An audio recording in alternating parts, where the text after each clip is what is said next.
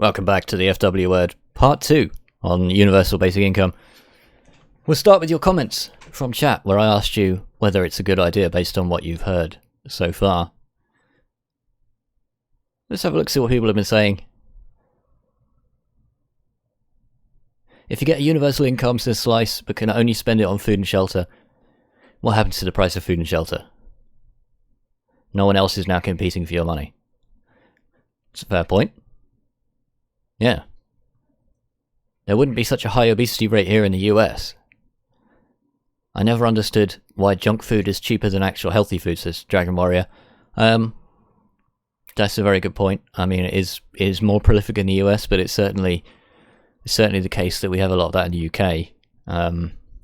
It's a tricky subject, that one. I like to try and eat healthy, but I do agree with you. It's much more expensive. It seems much more expensive to do so anyway, from where I'm sitting. People are going to do, says Slice, whatever they want, and it doesn't matter what kind of laws or regulations you have. Afira says, I can buy a bag of chips for $2, but salad's $5. Yeah. We're still onto food here. If I want to eat, I'm going to be fat, says Slice. That's not true. If you want to eat cheaply, you're going to be fat. There is that whole debate, isn't there? If you've only got enough money for basic food, isn't that basic food going to be really bad for you?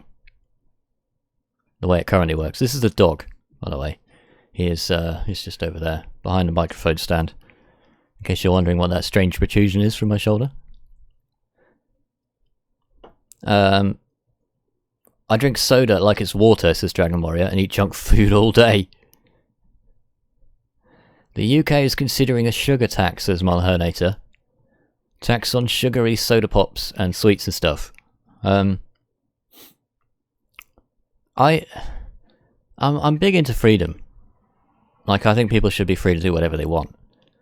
But if the sugar tax can be used to reduce the price of good food, I'm all for that, I think. I'd have to know more about it, probably. Not quite the subject we're talking about, but interesting nonetheless. I will be taking your suggestions for future shows via the Discord server. If you want to know how to get on the Discord server, !Discord in the live chat. And you're free to join up and put some topic suggestions in the room. If you think that a discussion on sugar tax is worth a week's show, feel free to put it forward, or anything else that you might have in mind for next week's show or thereafter. We have a poll every week. You're free to participate in the poll and have your say on what you think the next topic should be. This week, winning vote was universal basic income, so that's what we're talking about. Syntax is Slice. Not syntax as in the way things are written, but a sin tax, a tax on sin. Helps nothing except to line the pockets of the government. Yeah, which is why I'm suggesting that the sugar tax money, if it were imposed, should be used to reduce the price of good food. Mr. Bonky's joined us in the live chat, so welcome to Mr. Bonky. Diet Pepsi. Pepsi Max, this Slice. That's what he's drinking. It's even worse for you than regular soda. That's another interesting topic. One that we're not talking about. But very interesting nonetheless. Not too many opinions on universal basic income that I can find in chat. The point of this was you're going to tell me if you want universal basic income as a concept or not. Fructose is no worse than any other form of calories, says Mulhernator. I study metabolism as part of my course. So we're still not on the subject of universal basic income, which we'll come back to. We will come back to that right now for part 2. And I want to talk about robots in the workplace. The reasons for this will become clear. But for the past 5 or so years, there have been louder and louder murmurings about robots replacing humans in a number of types of employment. We'll talk about that in just a second, but Timsy's saying he made some comments, I just didn't scroll up far enough, so we'll go back to those. He said it could work so well with the right people, struggling families, but then you have those who would never work and fuel addictions or crime-like behaviour. So I guess the question for Timsy is, do you think there's a lot of those people? Do you think there's enough people that would misuse universal basic income? I say misuse because it's free for you to do whatever you want with, in theory, but misuse it to the point where it would be bad for the nation, or not?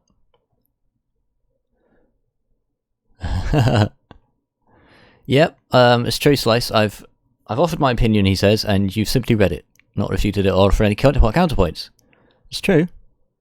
It's very true. And then we had a massive conversation about high fructose corn syrup and such.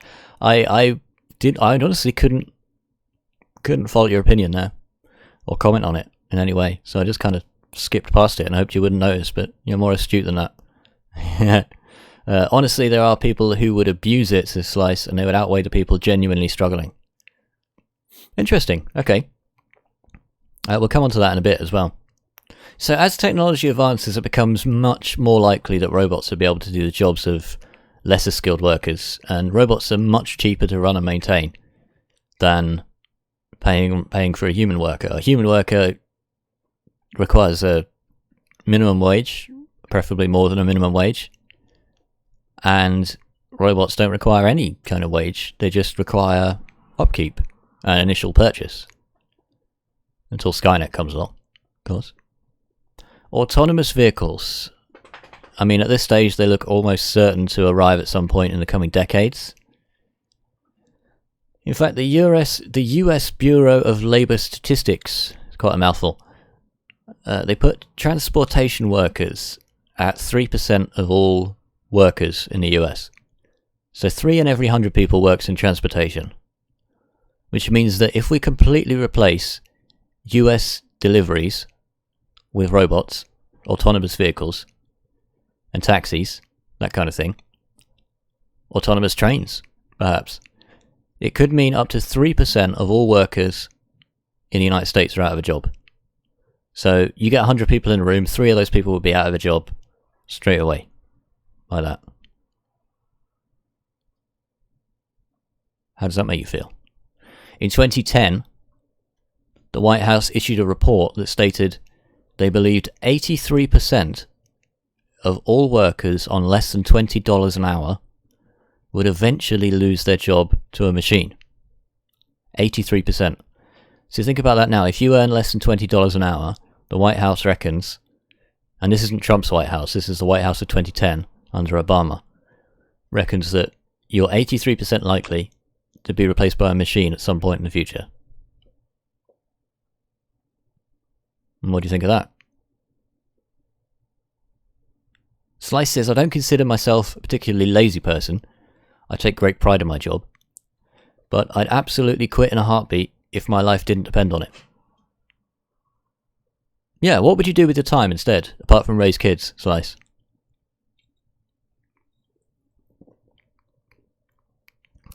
Dragon Warrior says, a classic example of someone abusing a system. I have a friend that knows a friend, and his friend abused the religious system to make lots of money each week to smoke weed. He's created a religion based around smoking weed. Really? I shouldn't laugh at that. That's quite funny though. Gets paid a lot of money each week to be the pastor of a religion about smoking weed. Yeah, that does sound like an abuse of the system, to be honest. Alright, so that might sound like quite a huge wave of unemployment, because we're not just talking about the 3% of the United States workforce that's transportation. We're talking about everybody whose job could potentially be replaced by a machine. And it's kind of like this ominous future where machines will take over everything, and no one will have a job. This isn't a debate about whether robots will replace the workforce. Yeah? If technological change can happen, it will. It will definitely happen. Because as an employer, why would you not want to employ an inexpensive robot when it costs you a lot more to employ a human doing the same job? Can you blame employers for that? Certain groups have actually called for laws that require humans in the workplace and ban companies from replacing them with robots to ensure there's not a huge wave of unemployment. But is that fair? I mean, is that an example of freedom? You have a right to have a job. Is that your freedom to get a job? and not to be replaced by a machine? Or is it freedom of the employers to choose the cheaper option? What do you think about that? Slice says he can go on for days and days about all the jobs that have been replaced by computers and robots in his industry. They claim it as a safety issue and it's simply not true. So, on the subject of a mass unemployment crisis resulting from robots taking over the workforce, I'm going to present you with a counter-argument. Your comments on that are welcome as well. We're going back to the days of James Watt and Matthew Boulton, who revolutionised the steam engine during the Industrial Revolution. So before the invention of the steam engine, I look old, but I wasn't around at the time. Honest. Before the invention of the steam engine, the only power that humans could use was provided by manual labour. Humans or animals. So you can get a lot more work done out of an animal than you could out of a human. But it was still limited, That's why a horse only has 1 horsepower. Guarantee your car has significantly more horsepower than 1 horse. And horses are big, There was power available from water and windmills, but water mills require a flowing river, and windmills require wind. So it wasn't always possible.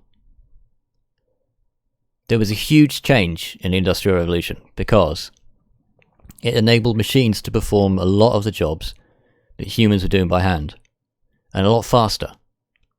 Steam engines could power looms, for example, weaving cloth, and it will increase production massively. Yeah?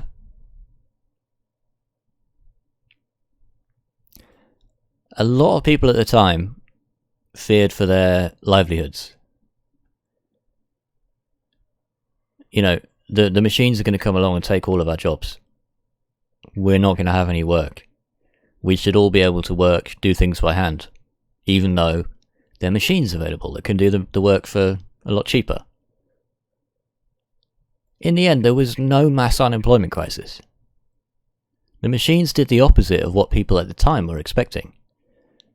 They helped to produce cheaper products and improve transportation, steam engines, taking people across the land, for cheaper than ever before. A horse-drawn carriage would cost quite a lot of money. You go on a train, you transport hundreds of people a lot quicker for a lot less. And more importantly, it enabled a shift to a 5-day week.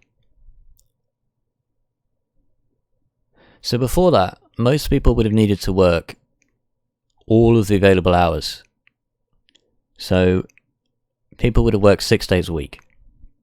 They can't work on Sundays because the Bible says they're not allowed to work. This is in the West, obviously. Bible says no working on Sundays, it's God's day, etc. Not allowed to do it. Right? So everyone had Sunday off. Christians did. And you worked every hour you could. If you're a farmer, obviously you've only got daylight hours. And you work Saturday, so you work Monday to Saturday. Yeah? The Industrial Revolution enabled people to work 5 days a week. Because they didn't need as many people. They could produce much more cloth with the same amount of people than they had before. Instead of getting rid of a lot of people, what they did is expanded. They grew their businesses. So if they employed 500 people before, hand weaving cloth, they would have employed 500 people producing 10 times as much cloth. And I mean, there's a lot of debate about, the dangers of some of these jobs involving these early machines, big leather belts and steel, getting your arm caught in a loom or something like that could have been very dangerous. It's just one example in the cloth industry at the time. But nevertheless, it enabled goods to come into people's homes for the first time. Cheaper cloth is a good example. People could have finer clothes for the same money, or buy more clothes than they ever had before. So it shifted the way that people earn money as well. So people used to earn money for everything they produced. So if you supposing you work in pottery, yeah, you make 1 pot. You earn I don't know, a shilling. Whatever it was at the time. That's the price you get. If you make 3 pots, earn 3 shillings, right?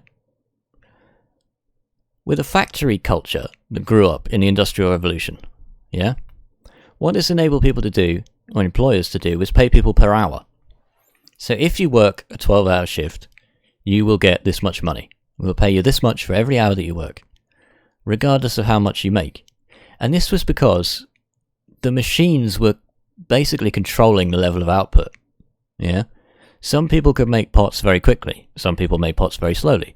So, by hand, it meant that people were naturally paid for the amount that they produced. But in a loom, in an industrialized loom, it produces cloth at the same old rate most of the time. I mean, obviously, there's some factors which will affect that, but per hour, a certain amount of woven cloth comes out. And all you've got to do is keep it running. So this is where today's system of money per hour comes from, which is quite a big shift. I mean, imagine that, you work at McDonald's, for example, you get paid a certain amount for every hamburger that you produce. It just wouldn't work in today's society. Look at Walmart, says Slice, the self-checkouts. 1 person replaces 6. Thready 3030's back. Welcome back, Thready. Nice to see you again this week in the live chat. Mr. Bonky raises the question of robots. How many people do you really need to maintain them? Interestingly, the self-checkouts could be replaced eventually. I have a grocery shopping card, which enables me to get a little a scanner on the shopping cart, the trolley, as you call them in the UK, the cart. So as you go around the supermarket, you scan all the items before you even put them in your cart. And when you get to the end, there's no self-checkout. You just pay. You pay and you leave, and that's it. So that 1 person that replaced the 6 becomes no people. I mean, you still need people working there to replenish shelves and things like that. Maybe that could be replaced by robots eventually. But that means that 1 person's then replaced with none. Potentially. Coming back to the Industrial Revolution for a moment, it allowed people to diversify. There was more money available. Things were made cheaper. Factories could produce things a lot more quickly. So you had a set cost for running a factory. You had your construction costs or your rent that you were paying on this building or the land that it occupied. And assuming that cost you £100 a year, for example.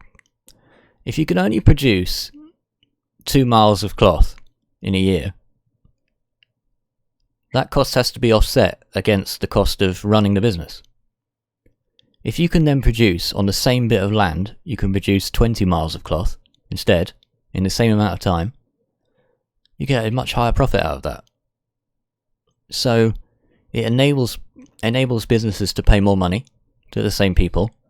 It enables them to potentially hire fewer people, those people earning more, and it allows people to diversify into creative industries because the people that are earning more have more money to spend. So they want pieces of art to go on their wall. They want, when recorded music was invented, recorded sound, they want record players. They want those things. They couldn't afford them before.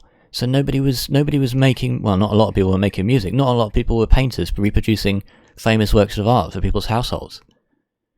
But these industries sprung up because people had more disposable income to use to get these items into their homes, This might sound familiar to you. It might sound a bit familiar. And that's because this is what we're facing now in the coming decades. People are worried they're going to lose all their jobs to robots. Hundreds of years ago, people were worried they were going to lose all of their jobs to steam engines. You see the similarity here?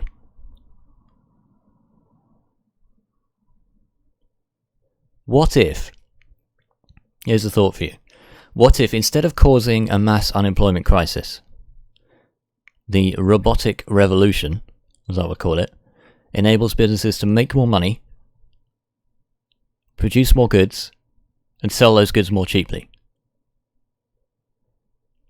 Food costs right now are often increased by the fact that you need to transport it. Okay, you grow avocados in the south of America, or you grow them in the Middle East. You need to get them to the places where people want avocados. What if the cost of food, or transportation of food, was reduced through autonomous vehicles? So they cost less. I'll give you an example here. In the 1960s, 17% of a household's income, on average, was spent on food. And that includes all food, going out to eat and buying groceries at home. 17%, yeah? Today, it's 10%. And that's because food industry practices, we've got more machines and we've got more advanced machines. More advanced logistics, more advanced techniques for distribution and growing. So,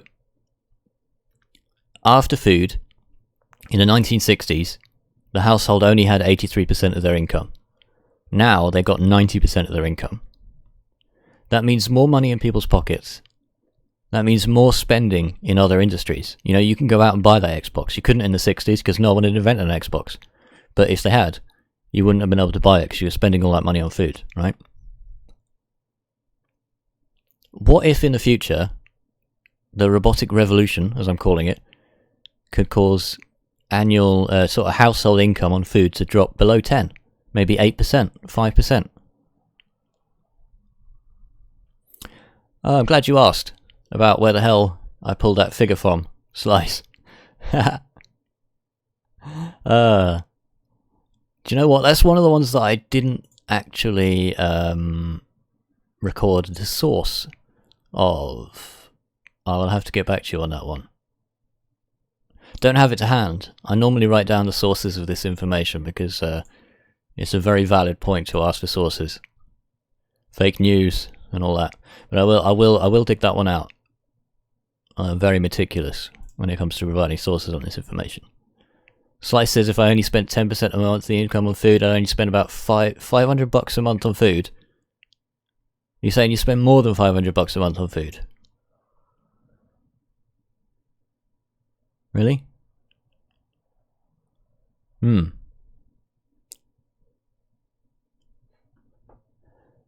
Let's catch up with a bit of the chat.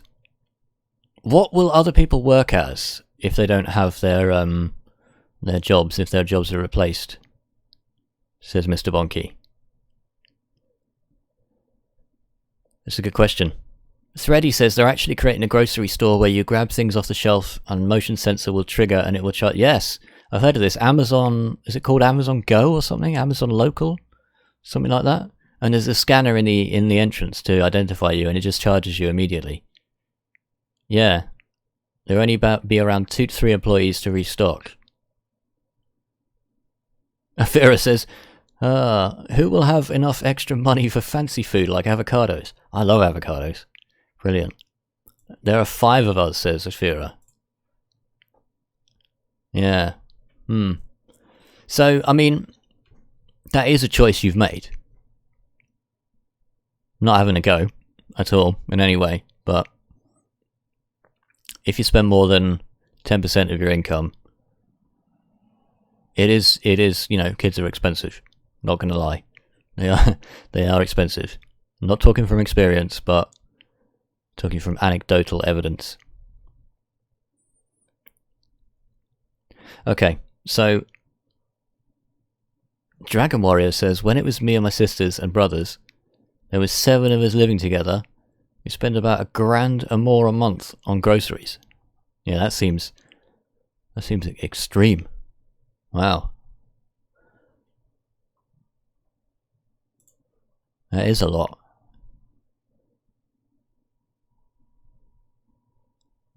Mr. Bonky's provided a link to spending. Annual income spent on food. It's a decent source, that one, isn't it? Washington State University. Yeah. Interesting. It's not the same figure as the one that I got. It's very close, but it's not quite the same. So I will, like I said, I'll come back to that source when I find out which one it was. I do have it saved in my browser history, I just can't bring it up right now. Okay, moving on. The threat of unemployment due to robotic replacement might influence people to get educated. Not saying not everyone's educated, I'm saying that it might influence people to retrain in other industries or to improve their current level of skill in an industry so that they can move up. Because the more highly skilled your job, the less likely it is, according to the White House at least, to be replaced by robots. And as I said, it's my opinion. It is my opinion. I don't know if you agree with this or not. You can say in chat, in live chat, or comments on YouTube. I think education can only be a good thing. As long as it's the right kind of education. Even if it's done out of the threat of losing your job, rather than general interest. I'd rather it was out of general interest. I don't want to imply that everyone should be forced to be educated. There's no way to go about business. But could it be that the threat of replacing jobs with robots makes people motivated to learn more? Possibly. I don't know. As more and more jobs are replaced by robots, the number of available jobs does not necessarily need to change. New jobs can be created in other industries, much like the new jobs are created in the Industrial Revolution. So, here's how this works. This might seem counterintuitive, but this is going to address Mr. Bonky's question as to what happens to all the grocery store employees that are no longer needed. In the Industrial Revolution, we'll come back to this point, there were the factories making goods, whether it's cloth or iron or anything like that. It was available more cheaply. You could produce it more cheaply. That means you can sell it more cheaply. Yeah? And that means that a lot more people's income was left over. And that puts more money in people's pockets to spend in the economy. And I don't know about you, but like, I don't want to save all of my money. I want to spend it on stuff. If I had a pay rise, or I could get the same amount of stuff that I'm getting now for a lot cheaper, I'd spend my money on more stuff. I'd go on more luxurious holidays. I would buy nicer things for my home. I would buy more music. I would buy elaborate artworks. I don't know. I'd buy Ming Dynasty. Probably not. I probably wouldn't. But, you know, small things here and there. I wouldn't go into the frivolous area of spending. But wouldn't you? I mean, if you had that extra money because everything you were buying now was cheaper. So this creates new industries. Before, it was impractical for you, before the Industrial Revolution, to be the kind of guy who would take famous paintings and copy them. Yeah? You wouldn't do that, but no one would buy that. The only people with money to buy that kind of thing they had so much money, they wanted the originals. Yeah? They were art dealers and collectors. They wanted original pieces. As more people got money from buying goods more cheaply, suddenly people had money to spend on things like art for their homes. Bare walls, or, you know, Monet, Van Gogh, or somebody like that to put on your wall. It's not the original, it's a copy, yeah? But somebody has to actually paint the copy. And, hey, if I'm painting these copies, I can get paid for that, because people have got the money to spend on it. You know? Video game development, very, very good example. Since the 90s, the video game industry has been growing. There was the big video game bust, right? But it's become digital downloads for video games have become... It's spawned a new industry, because suddenly people are able to dedicate their time to selling inexpensive, almost like bedroom games, indie games, that are made by small developers, small studios, small scope, cheap. This wasn't possible before. If you had to pay to get it on a disc, and ship it out. There's no way that would have worked. You had to find a publisher. Now you can just self-publish. The diversity has increased. People's willingness to spend on video games has increased. A lot of that is down to digital distribution. So it's a technological change that has come about. Some people didn't like it. They like having a big box with the artwork and things inside and a disc they can keep. But it's made a huge change on the industry. And I would say for the better, you know? And that's an example. So what I'm saying here, and this is speculation, but I'm saying that it will not get rid of the number of jobs that are available. It will not cause mass unemployment to have robots doing jobs. It will just shift humans to a different type of employment. Some of them. Mr. Boggy says, with digital downloads, what if Steam goes bankrupt? Yeah. Yeah, there is that. But I mean, with non-digital downloads, what if your disc gets scratched? You know? What if the dog chews it? Or you put it in the attic and you can't find it? There's lots of things that can go wrong with that. Alright. You only purchase a license to use the software in the first place, says Slice. Yeah, that is true.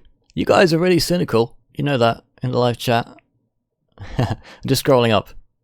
Let's see what I missed out on in the chat while I was having my little rant there. Yeah.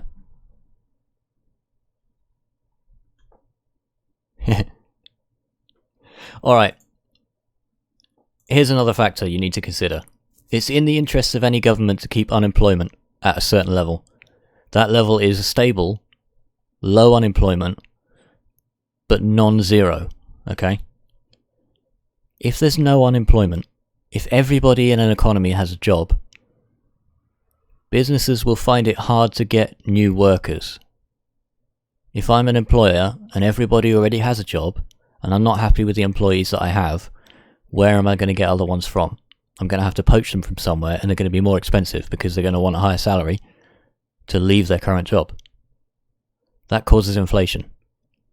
Because I need to pay more to the same staff to get them from that other company, rather than to get them out of their bed at 2 in the afternoon because they haven't got a job. And that means I need to charge more for my stuff. Yeah? So zero unemployment is not good for an economy. Some unemployment is key. High unemployment is going to be bad. Because fewer people have their own money to put back in the economy. Consider a situation like you've got in Spain, right? 23% unemployment right now. Means about 1 in 4 people of working age have no job. If you have no job, you haven't got money to be going out eating, going out to get a coffee, going out to see a movie, buying the latest games on Steam. You can't afford it. The economy suffers as a whole because lots of people can't put money into the economy. Businesses fold. Everything goes out of business. Not everything, but a lot of things go out of business and you focus on the essentials. So governments have got an interest in keeping unemployment fairly low. It's about 5% in the UK right now, I believe. That seems to be a fairly good number to stimulate growth. Not zero. Definitely not 20%. What I want you to do is imagine like an extreme scenario, okay? Every job that currently exists is now done by a robot. I'm not saying that's possible, but imagine it was. Imagine it was for whatever reason. No one has to work because every job is done automatically. Imagine WALL-E, the robots do everything. You're just sitting on those floating bed things and your bones have all become deformed because all you do is eat all day. And you chuck litter on the floor and robots pick it up for you. Is that what would really happen? Or would more people spend time educating themselves? Or would they spend time on science, scientific developments, or the arts, or technology? What do you think about that? In chat.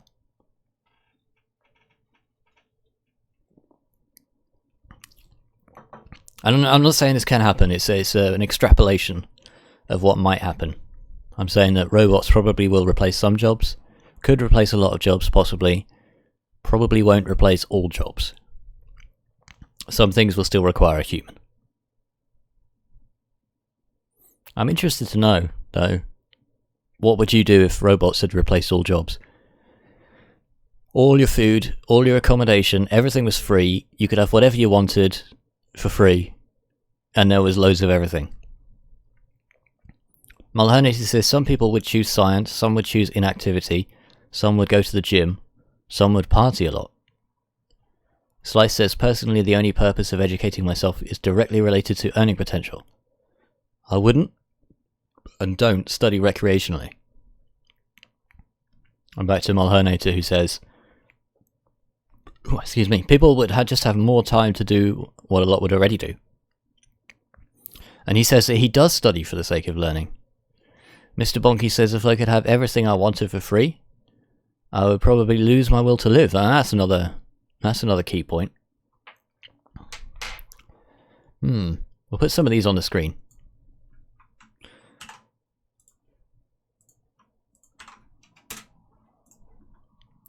If I could have everything I wanted for free, I would probably lose the will to live.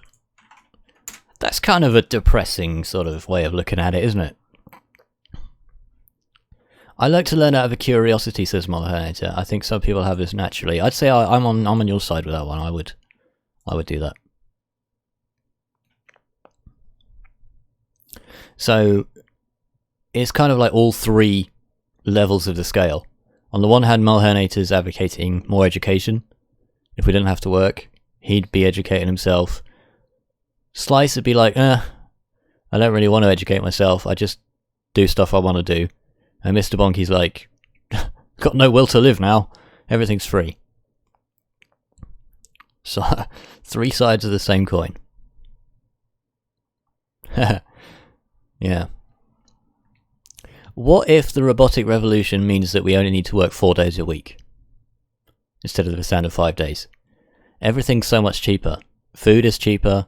Transportation is cheaper. You can just press a button on your phone and a free or very inexpensive car will turn up and take you where you want to go automatically. It's possible. So, employers can offer you 4 days a week. They get the same productivity because robots are doing a lot of the work. Doesn't that mean we would all have the freedom to dedicate more time to our own interests, rather than our employers' interests, which are not necessarily the same thing? Would you prefer a world where we worked 4 days a week? Some people are already advocating that we should be working 4 days a week, have 3 days off. And on the other end of the scale, some people still have to work 6 days a week, or 7. Doctors in this country, for example, have to work huge hours. So if I'm paid hourly, says Slice, and I was working 40 hours a week, and now I'm working 32 hours a week, which means I'm earning less. Yeah, but you wouldn't be earning less. You'd be earning proportionally the same, Slice. So you could either work 5 days a week and be paid more, or you could work 4 days a week and be paid the same amount that you're earning now for 5.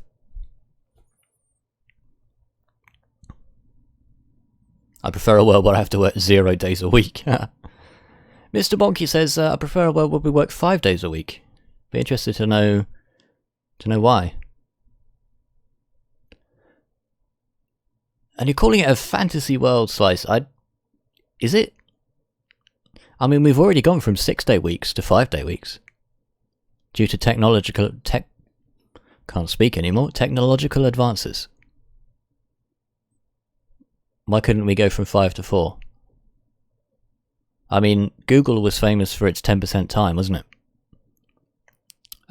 Where 10% of the employees' time was spent on own projects. I mean, it's not like you could just go down the pub with 10% of your time and just get drunk. Obviously, there's limits, but what it meant was you're effectively working 4.5 days a week on Google stuff, and then half a day a week on your own stuff. So it's arguably sort of happening. You're talking about a different type of revolution, though. This isn't the same, says Slice. So interestingly, what's different? On the one hand, we've got the Industrial Revolution, where machines come along and cause productivity to rise. On the other hand, we've got the idea of robots taking over human jobs, causing productivity to rise. The Industrial Revolution made significant production changes to Slice. So you think that robots replacing humans would not necessarily... You can make 20 times more product during the Industrial Revolution. Okay. And we're saying that, robots won't be able to make that much difference, maybe? You start replacing the people, says Slice, who are working those jobs now, and you're only getting a very marginal production increase. That is something I haven't researched. But that's interesting. That is interesting. So let's talk about a robotic truck. Okay? Assuming you still need humans to load the truck and unload it at the other end, for whatever reason. The truck will then drive itself from, from Chicago to St. Louis, for example, delivering stuff straight off a ship to the edge of Missouri in the United States. Okay? You were previously paying a truck driver $20 an hour to do that journey. The truck now drives itself. So I don't know how long that takes. I'm gonna make it up. Say it's a 5-hour trip in a truck. That's a 10-hour round trip. $200. Yeah. You're now paying $0, are you not? For that same truck journey? I mean, we're not talking about fuel. The fuel costs are going to be the same anyway. But in terms of paying an entity to do that job, Slice says the company's incentive for roboticizing their workforce is purely based on having fewer employees. They don't have to pay a salary to that person, and they don't have to provide benefits, health insurance. Yeah. So doesn't that mean that my company can now offer the same products, because I've got robots, I can offer the same products cheaper, can't I? Than your company, who still has human employees, because you have to pay them. I don't. So I offer them cheaper, and that means that consumers get to buy them cheaper, and they're not spending as much money. Same quality products, but they're not spending as much money on my stuff. I'm still making a profit, but doesn't that then mean that there's more money in people's pockets to be spending on other things? I used to go to the theatre once a year. Now I go once a month because I've got extra money, Thing is, if everything is replaced by robots, who will buy the stuff they produce? Says Mr. Pocket. Well, we're not talking about getting rid of the human race and replacing everyone with like T1000s. Why would companies lower their prices? Good question. So there's no point in there's no point in charging more than you need to. It would get into a complicated situation here, but we need the competition. So if I'm the only company, I accept your point. If I'm the only company who has a robotic workforce, right? Robots are now growing pineapples. We'll go back to pineapples. Robots are growing pineapples, okay? Pineapples were $2 before, yeah? I can now make the same profit if I sell pineapples at $1. No one else can produce pineapples for that money. They're all still using humans. I am going to charge $1.99 for pineapples, right? I'm going to undercut. But it's not like one company is going to get robots. Yeah? You will never charge more than your competition if you can help it, unless your product is significantly better or can be marketed as better. So as soon as that second company gets on board and starts producing pineapples for a lot cheaper, you're going to slash your prices. Because if you're charging $1.99, you're making a killing, and then another company comes along that's charging $1. What are you going to do? You know? Afira makes a good point. Why would you be the only one with robots, and how long would that last? Yeah, you wouldn't. You'd initially have an advantage, but we're talking about a world where, for whatever reason, pineapples can now be grown by robots for a lot cheaper. Who's going to buy video games or art if no one's working? Aha! Slice has now linked up the pieces. Alright. We're going back to universal basic income. Because that's the point, isn't it? That's exactly what I'm talking about. Instead of cutting the workforce to 4 days a week instead of 5, what if we use the productivity that robots can provide in the workforce, and probably will provide in the next coming decades, to fund universal basic income? We were talking before about... It's just like a light bulb moment in Slicer's head. He says it's sarcasm, but he's realised. So, the productivity increase. You can get a lot of stuff for cheaper. You got more disposable income. Why not use that extra money to fund some kind of universal basic income? Does it work? What happens if you impose a universal basic income on a society? Luckily, it's been done. It has been done. Some research was conducted in some countries. In 2012, Social Justice Ireland, which has an unfortunate name, but Social Justice Ireland conducted a study, found universal basic income could be attained in the Republic of Ireland with an increase in income tax to 45%. Welcome to Gregical in chat, in live chat that is. So if in the Republic of Ireland people paid 45% income tax, we could fund universal basic income in the Republic of Ireland. And estimates in the United States are that poverty could be eliminated without cuts in government spending if the income tax rate was 39%. So if everyone working in the United States paid at least 39% income tax, then there'd be no more poverty under universal basic income.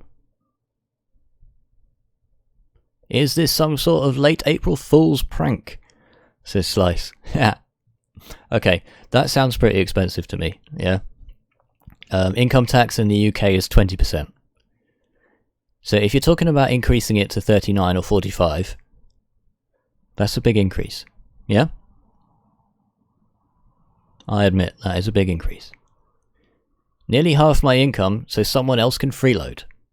Yeah, but Slice, what you're forgetting is that the point that we made at the start is it's not so someone else can freeload. It's so you get the money and someone else gets the money. Yeah? You both get the money. Everyone gets the money. It's not like you're paying just for other people who aren't working. You're paying for people who aren't working and people who are working, and yourself. Okay. What I'm saying is that we will have the ability to do this, in theory, if this robotic workforce comes in. Cheaper goods available, and we keep the workforce the same, 5 days a week. Humans are still needed, and we can fund universal basic income. Because, let's face it, it doesn't make that much of a difference. So, supposing that I now spend, I don't know, when I add up all the things I spend on, I spend on electricity, I spend on groceries, I spend on accommodation, yeah? If we cut the price of food through robotics or whatever, if we cut the price of services, if those things fall in price, I then have more income. Raise the income tax, I now have the same income I had before. I would have had more, but now I've got the same amount left over because I'm paying more in income tax. Okay? Bear with me. No change there. All we're doing is we're offsetting. We're paying more in tax and less on stuff. Tax is theft, says Gregor. That's a pretty limited understanding of economics. But thanks for that. Alright. Now that we've established that, we've increased my tax. We've decreased my costs for everything else. With the increase in tax, we can now fund UBI, Universal Basic Income, which means I get an increase. So overall, I get an increase. And so does everybody else. I'm better off. Everybody else is better off.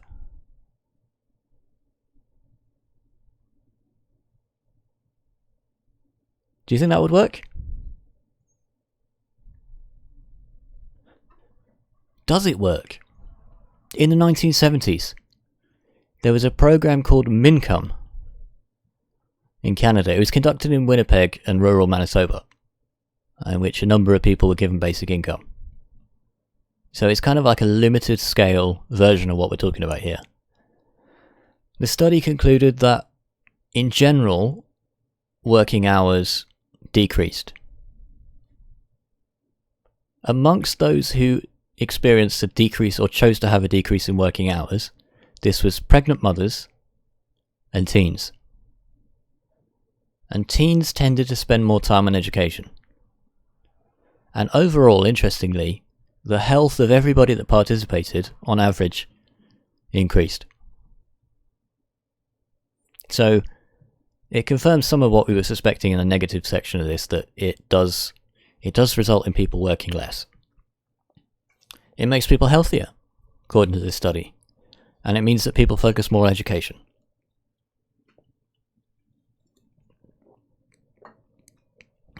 Well, that's not the only one.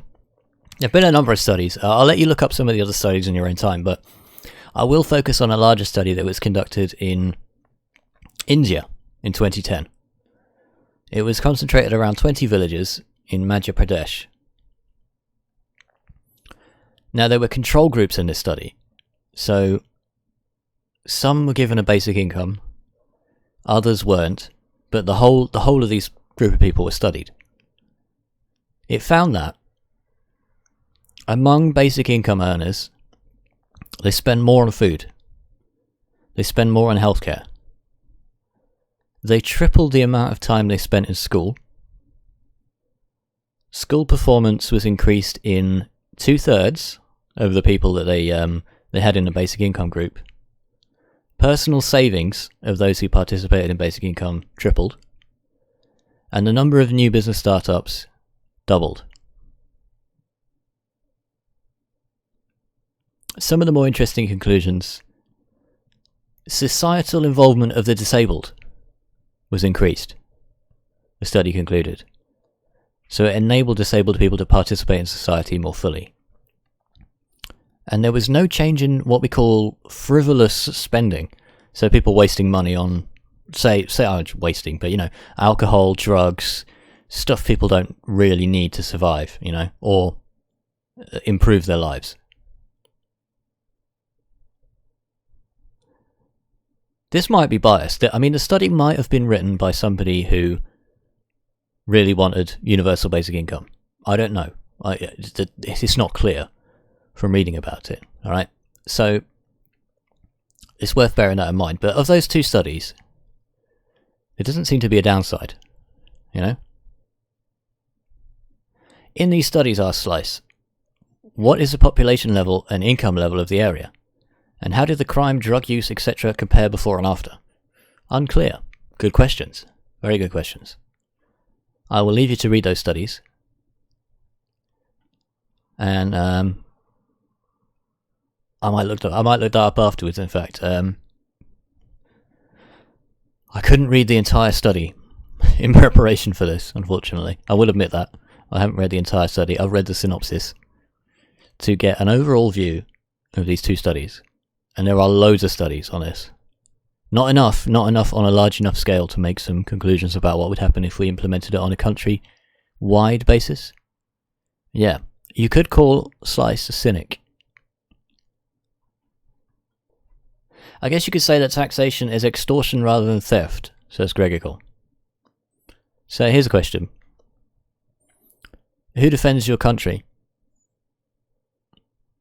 I'm assuming your country has some kind of military. Well, who pays for that?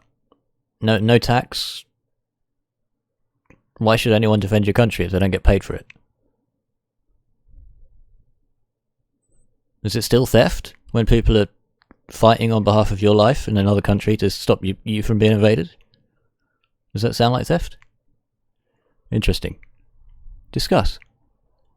I've read a lot of studies that cigarettes are good for your health, says Slice. Most of them come from the 30s and 40s and happen to be sponsored by R.J. Reynolds.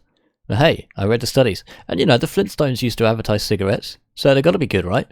Absolutely not. Yeah, I understand what you're saying. Doctors used to say, smoking's great, this is my brand. Things change, Back in the day, no one paid for soldiers, they volunteered. Paid militaries is rather a new thing. It started with Gustavus Adolphus. Okay, so, alright. No one volunteers to go die, alright?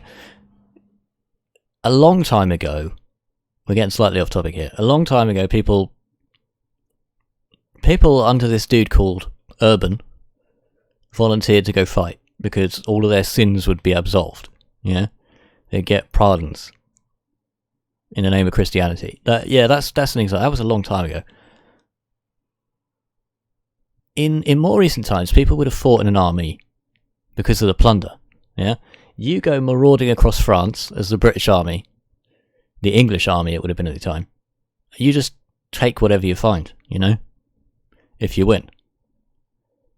No one's paying you, but you come along because you want loot, Dungeons and Dragons style kind of way. Professional armies started around the 17th century, Where's your source for that? Says Mulhonator. Oh dear, got a historical debate going on. Okay, so the New Model Army under Oliver Cromwell was more akin to what we think of as a paid army today. A well-organised fighting force. But, okay, I can protect my own property just fine, says Gregor Cole. You tell that to all those people in Syria. Bombs dropped on them, What are you going to do against a bomb? Someone drops a bomb on you. You going to defend your property against that? Wow. Yeah. Not sure I agree on that one. I guess I don't understand your stance, FW, says Slice. You don't seem to be discussing or arguing for or in favour. What's your agenda here? So, my agenda is to foster discussion. So, okay, I don't know if this is a good or a bad idea. I'm presenting the evidence to you guys, and I want you to decide. If you don't want to decide, that's fine.